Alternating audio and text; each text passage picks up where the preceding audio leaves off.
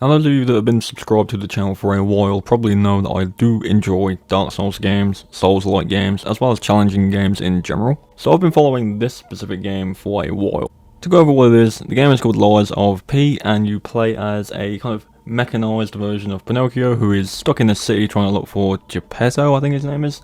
And it's very Bloodborne-esque, it's very Bloodborne feeling, it's very Bloodborne visually, and me personally, I'm a huge fan of Bloodborne, so it immediately caught my attention. I've been following it basically since it got announced, and with an upcoming new trailer and new information coming from Gamescom, I do want to kind of throw it out there for you guys to see, because I don't think you should miss this one, especially if you're a big fan of Souls games or difficult games in general. So we're going to go over what we know, and kind of talk about it in general.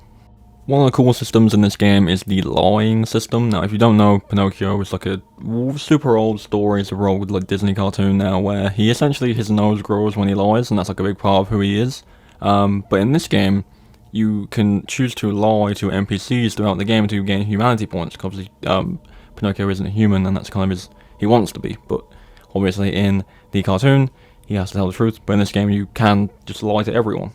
But yeah, you get these humanity points, and depending on how many you have by the end of the game, it gives you a different ending, and that's really cool. Like, all the Souls games I've played have multiple endings depending on what you do and who you talk to, so it's always good to have that option there. And as well as the endings of the game, depending on who you talk to, who you lie to and who you don't, it changes like what you fight, what enemies appear, what's happening around you, and that's always really cool to see. I like when games give you the choices and then it affects the game throughout the game, not just at the end of the game.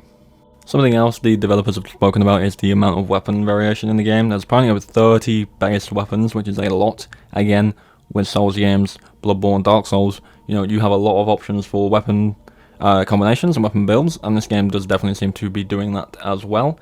It also takes a bit of inspiration from Bloodborne, how in Bloodborne there's certain weapons where you can kind of like pull them apart, and they do different things. Like, for example, the Kirk hammer is the hammer, and then you press like L1 and it like the handle comes out and it pulls out a sword.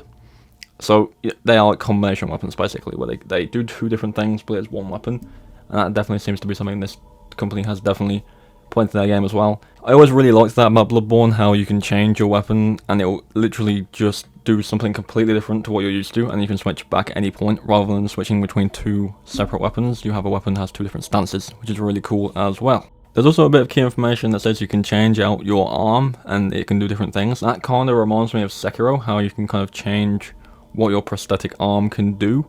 It definitely seems to be something the game is kind of going forward in this as well. And again, really cool system. So combining the kind of technical weapons where they change stances and stuff and your arm is going to be really cool to see. I'm sure there's going to be so many builds people make with different weapons and different arms, and it really does add that whole replayability value that the Dark Souls games already have, where you can choose to do a whole run as one class and use one weapon, and then you do another run with a different weapon and a different arm, and it feels completely different because you have to play different, weapon acts differently, so you have to work around that, and it really does add a lot of replayability to those games anyway, which is really cool to see. Now again, with the combat, again more on the Bloodborne side of things rather than the Souls kind of things. Just to kind of clarify what I mean by that is Bloodborne encouraged you to be aggressive with the weapon parry system, as well as the HP recovery mechanic, where essentially what would happen is you would get hit, you would lose that HP, but then the bar would stay there for a little bit, and if you were fast enough and you pushed onto the enemy and got aggressive, if you hit them, you would recover that health that you'd lost. Obviously if you didn't, the health would go away, but it would give you an opportunity to get aggressive and get your HP back rather than running away and healing. So definitely encouraged you to be more aggressive, and I think this game, from the gameplay at least, it does be looking to do the same thing, and I do kind of prefer that. I think Elden Ring kind of hits a sweet spot for aggression, and like passively, you can kind of do either one in that, but with Bloodborne, it's very much an aggressive game, and this definitely looks to be following suit as well.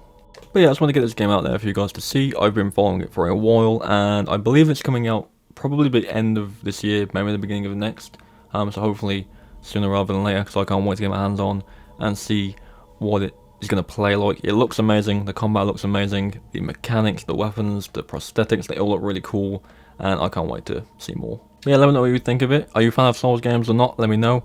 I do plan on adding more Souls games onto my channel again. I used to do it a while ago. I don't really know why I stopped, but I do want to kind of implement them more into the channel again. So if there's any specific ones you want to see, do let me know. But yeah, thank you all for watching, and I'll see you in the next one.